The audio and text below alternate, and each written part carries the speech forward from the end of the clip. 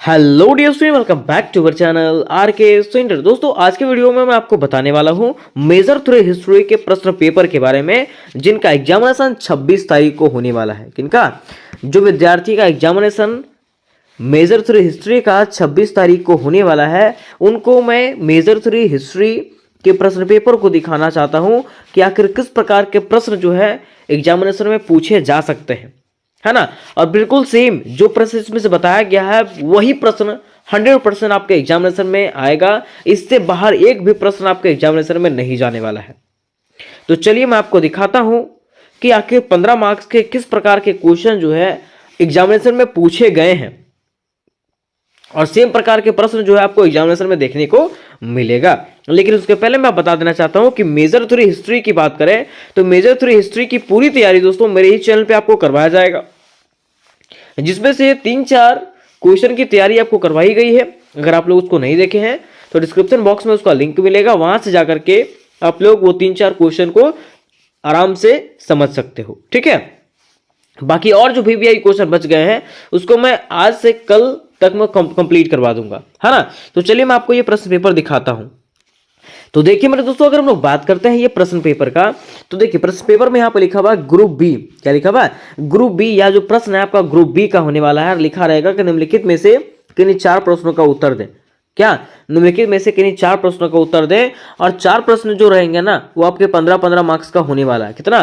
15-15 marks का होने वाला है। मीन्स टोटल जो आपका है ये 60 मार्क्स का होने वाला है ग्रुप बी।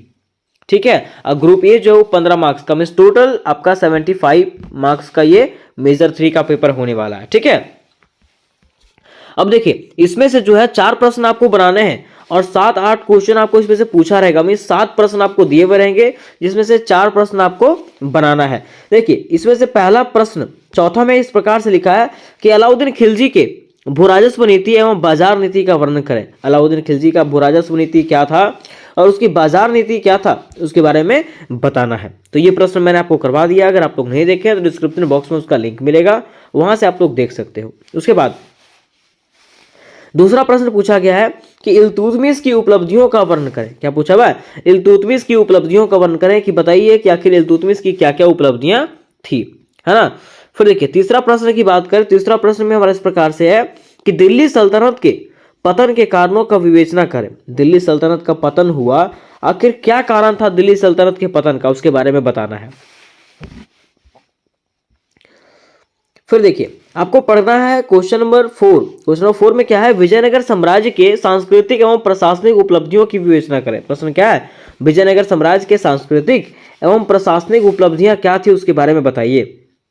और क्वेश्चन नंबर 8 इस प्रकार से है कि मोहम्मद तुगलक के चरित्र एवं नीतियां का विवरण दीजिए। मोहम्मद तुगलक का चरित्र कैसा था, उसकी क्या क्या नीतियां था, उसके बारे में बताना है ना।